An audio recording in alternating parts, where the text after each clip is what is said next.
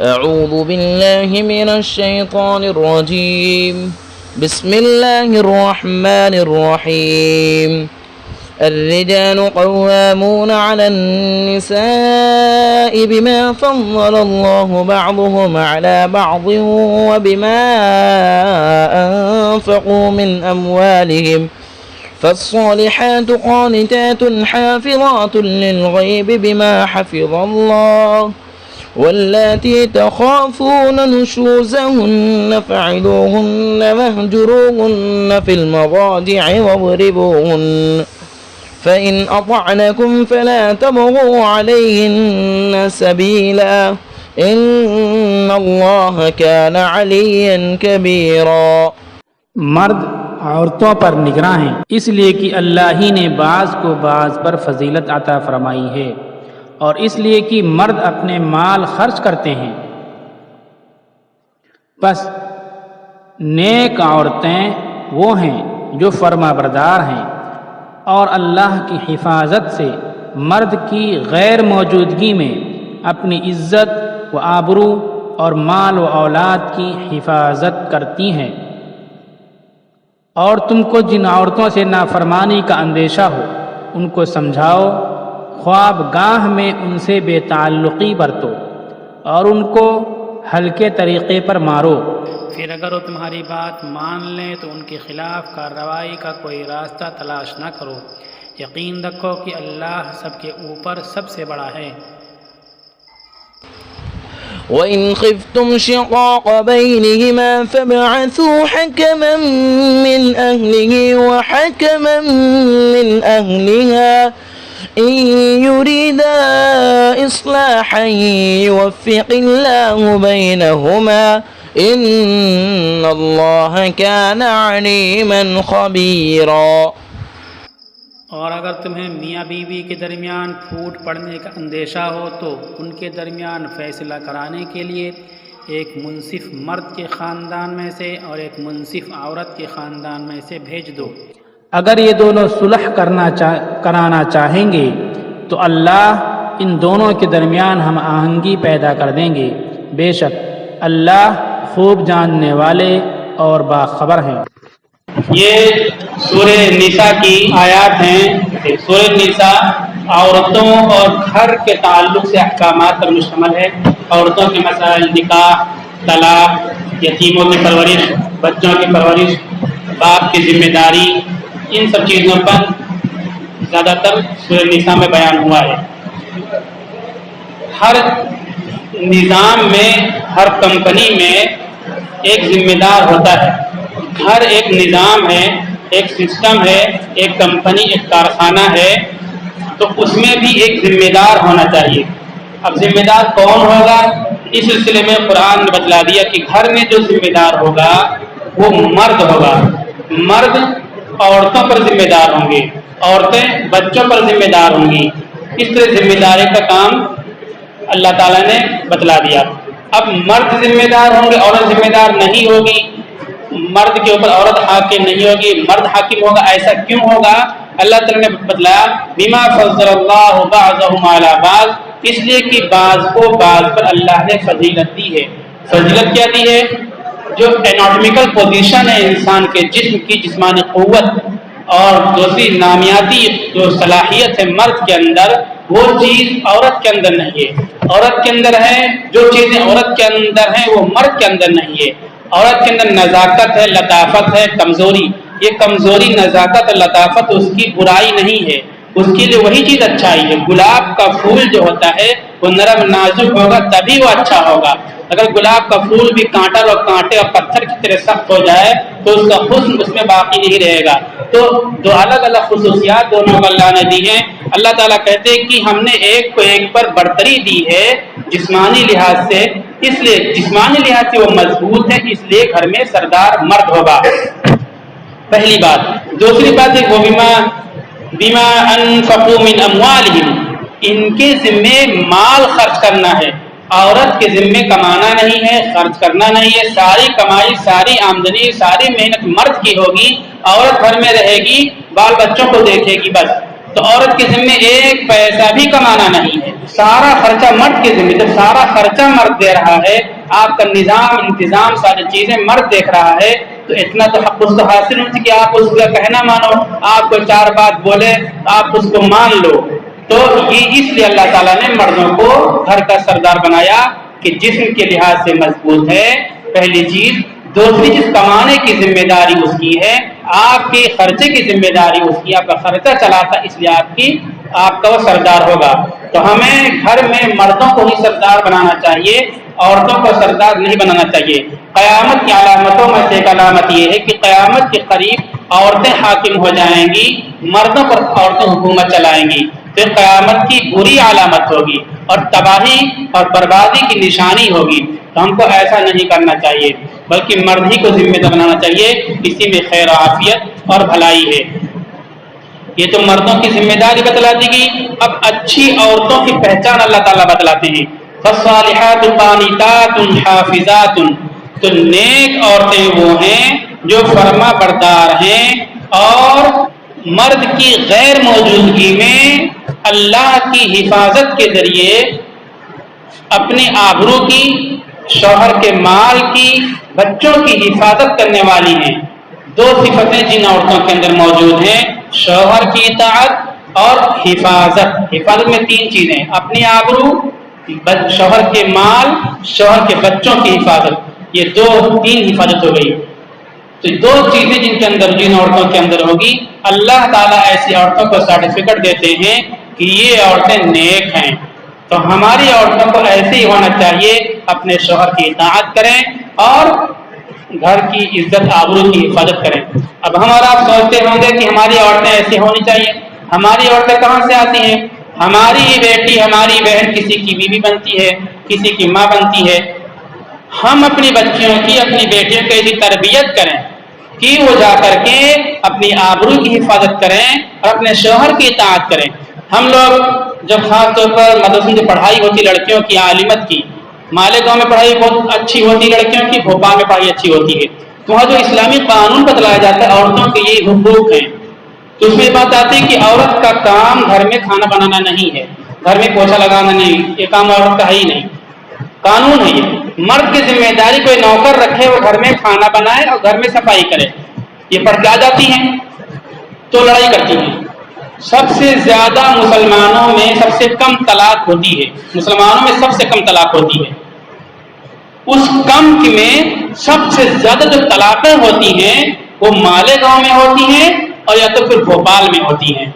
کیوں؟ یہ پڑھتی ہے قانون اسلام کا کہ اسلام عورتوں کے رائٹ اور حقوق دیتا ہے، تو اس لیے وہ رائٹ اپنے شوہر سے مانگتی ہیں کہ ہم کھانا نہیں بنائیں گی، ہم جھاڑو نہیں لگائیں گی۔ تو وہ قانون ہے۔ ایک ہے اخلاق، رواداری، تو رواداری کے ذیل میں یہ سب کام عورتوں کو کرنا چاہیے۔ اس پہ مثال ہے حضرت فاطمہ رضی اللہ تعالی عنہا کا، تسبیح فاطمی ہم لوگ سنتے ہیں اور پڑھتے ہیں، ماشاءاللہ اہتمام کرتے ہیں اس کی فضیلت۔ نوکر لینے کے لیے بھیجا تو کیا بتلایا تھا؟ پانی نکالتے نکالتے کندھے پہ گٹے پڑ گئے، ہاتھ میں گٹے پڑ جاتے ہیں، کپڑے میلے ہو گئے اور اس طرح سے پریشانی، آٹا پیستے پیستے ہاتھ میں گٹے پڑ گئے، صفائی کرتے۔ کیوں؟ صرف حضرت فاطمہ گھر میں تھی، علی گھر میں تھے، اور کون تھے؟ حضرت حسن حضرت حسین بچے تھے، تو دو بچے اور میاں بیوی، چار لوگوں کے لیے اتنی محنت کہ گٹے پڑ گئے اور نوکر کی ضرورت پڑ گئی۔ وہاں شراح یہ بیان کرتے ہیں کہ حضرت فاطمہ صرف اپنے بچوں کے لیے، حضرت علی کے لیے، اپنے لیے کھانا نہیں بناتی تھی، آٹا نہیں پیستی تھی، بلکہ جو مہمان آتے تھے مسجد نبوی میں حضرت علی کے پاس، ان سارے مہمانوں کے لیے پانی بھرتی تھی اور آٹا پیستی تھی اور روٹی بناتی تھی، آٹا پیستے پیستے، پانی بھرتے بھرتے، روٹی بناتے بناتے، اس طرح ان کی پوزیشن ہو گئی تھی، گٹے پڑ گئے تھے پیٹھ پہ، کندھے پہ اور ہاتھ میں، کپڑے میلے ہو جاتے تھے۔ حضرت فاطمہ ہماری آئیڈیل اور آدرش ہیں۔ ایک قانون ہوتا ہے کہ آپ یہ نہیں کرو گے تو کوئی پکڑ نہیں ہے، لیکن اگر آپ کر دو گے تو آپ کا نام ہوگا، آپ کو سکون اور چین ملے گا، کسی اور کو راحت مل جائے گی، تو یہ فضیلت حاصل ہو جائے گی۔ تو آئیڈیل حضرت فاطمہ ہیں۔ اس طرح ہمیں اپنی بچیوں کی تربیت کرنی چاہیے۔ ہم لوگ کیا ہوتا ہے بچیوں کے سلسلے میں، اپنے گھر میں جب بچیاں ہوتی تو ان کے ذہن میں بات بیٹھا دیتے ہیں کہ تمہارا یہ گھر ہے، جب اپنے سسرال جاتی ہے تو ان کے ذہن میں بات ہوتی ہے کہ ان کا سسرال ان کا گھر نہیں ہے، بلکہ گھر یہاں ابا کا گھر، امی کا گھر یہ ہے، تو اس کے نتیجے میں اس گھر کو بنانے کی فکر ان کی کم ہوتی ہے اور اپنے ابا اماں میں دماغ ان کا لگا رہتا ہے، چھوٹی موٹی شکایتیں اپنے ابا اماں کو بھیجتی رہتی ہیں، اس کی بنیاد پر گھر تباہ ہو جاتا ہے، برباد ہو جاتا ہے۔ حضرت ابراہیم علیہ السلام نے حضرت اسماعیل کی بیوی کو اسی لیے طلاق دینے کے لیے کہہ دیا تھا کہ گھر کی کمزوری باہر ذکر کر دی تھی، انہوں نے اپنے شوہر کے گھر کی کھانے پینے دقت تھی، بخاری کی روایت ہے، کہا کہ چوکھٹ بدل دو۔ دوسری بیوی آئی، انہوں نے کوئی کمزوری ذکر نہیں کی، جبکہ پریشانی ساری گھر کے اندر موجود تھی، تو کہا کہ چوکھٹ نہیں بدلیں گے۔ تو اس طرح بچوں کی تربیت ہم کریں گے تو یہ بچیاں گھر کی صالح، جسے اللہ تعالیٰ کہتے ہیں نیک عورت بنیں گی ہماری بچیاں۔ اب بری عورت کے لیے آ جائیے، بری عورت کا کیا علاج ہوگا؟ واللاتী تخافون نشوزہن فعظوہن، اور وہ عورتیں جن کے بارے میں تم خوف کرتے ہو ان کی سرکشی کا، سرکش عورتیں ہو جائیں، کہنا نہ مانیں، لڑائی کرتی رہیں، طوفان مچائے رہیں۔ اچھا، یہ جو سرکشی پیدا ہوتی ہے اس کی ایک بڑی وجہ دوسری ہوتی، یہاں ذکر نہیں ہوا، ایک تکوینی نظام اللہ کی طرف سے ایسا ہوتا ہے۔ اللہ تعالیٰ کہتے ہیں وَجَعَلَ بَيْنَكُم مَّوَدَّةً وَرَحْمَةً، میاں بیوی کے دلوں میں اللہ نے محبت ڈال دی۔ مودہ کا مطلب معنی محبت، اردو میں سمجھانے کے لیے کریں گے، انگریزی میں لو کریں گے، لیکن صحیح معنی مودہ کا لفظوں میں عربی کے علاوہ ادا نہیں ہو سکتا۔ ان اٹوٹ محبت، اٹوٹ پیار اللہ تعالیٰ نکاح کے ذریعے میاں بیوی کے دلوں میں پیدا کرتے ہیں۔ جب اٹوٹ پیار، اٹوٹ محبت پیدا ہو گیا تو سرکشی عورت کر ہی نہیں سکتی ہے۔ سرکشی کیوں کرتی ہے؟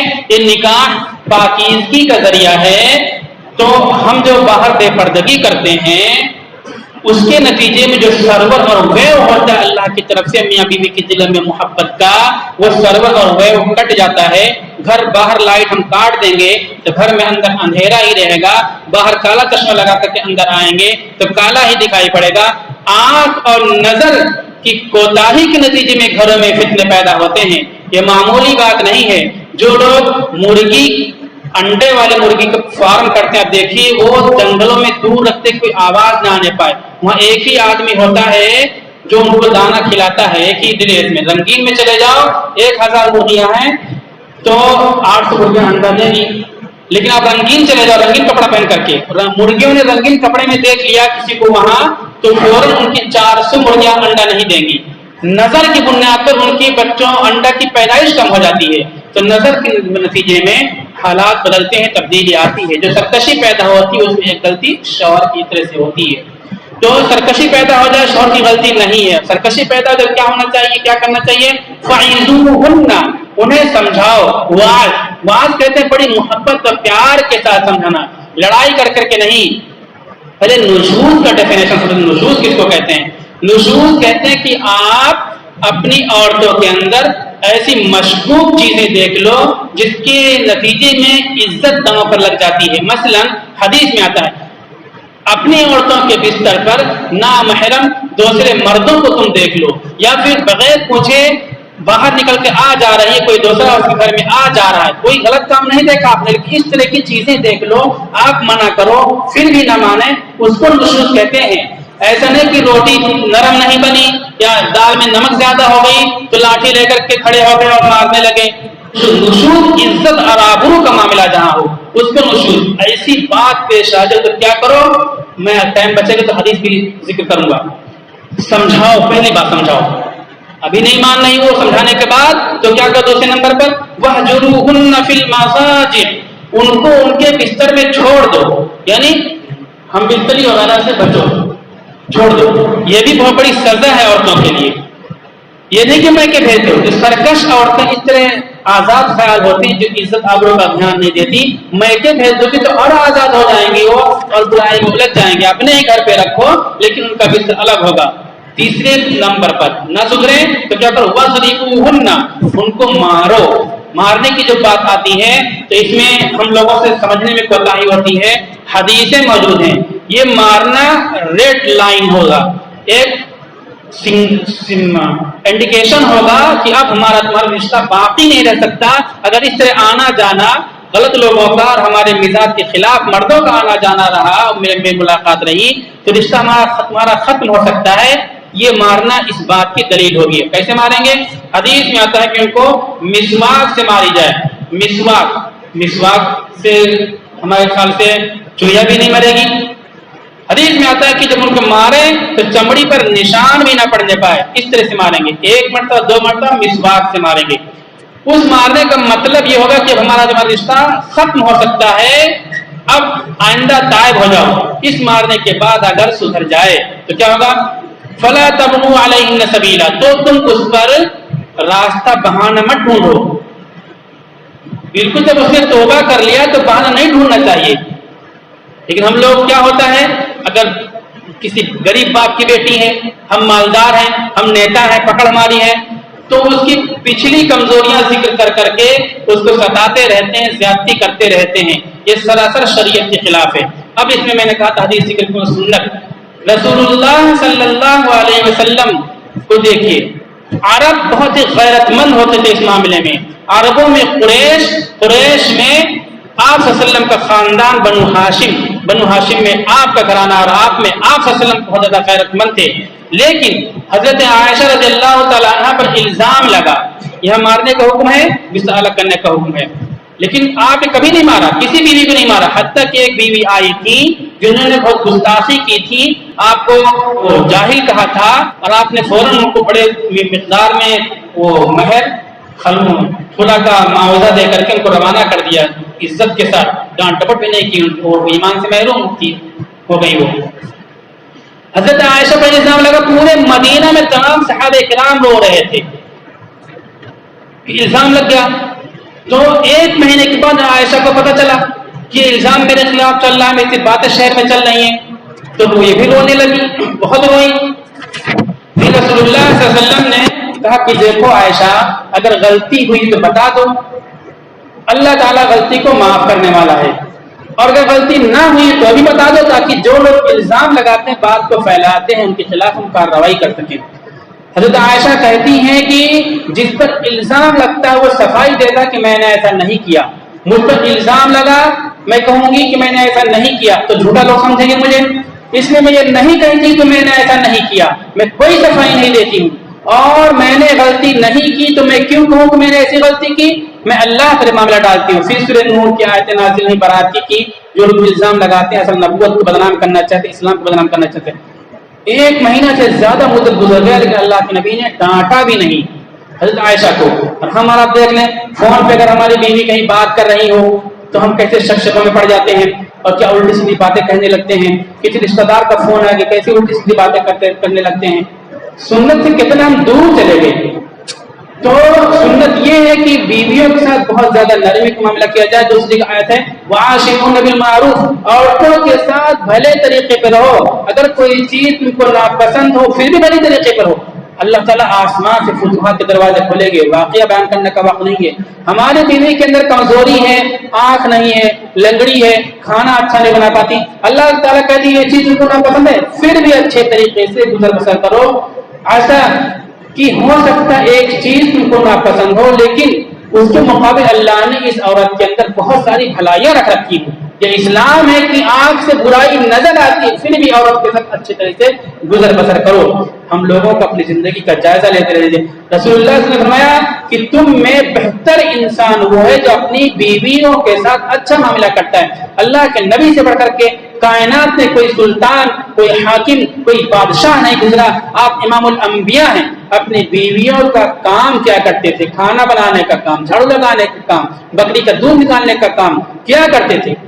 ہم لوگ بھی اپنی عورتوں کے ساتھ بیٹھ کر کے کچھ ان کا ہاتھ پٹایا کریں، سنت جان کر کے کام کیا کریں. میں ابھی جھگڑا ہو گیا، صلح ہو گیا، عورت تیار نہیں ہو رہی ہے تو کیا کرو، ایک پنچ لڑکے والوں کی طرف سے، ایک پنچ لڑکی والوں کی طرف سے بھیجو.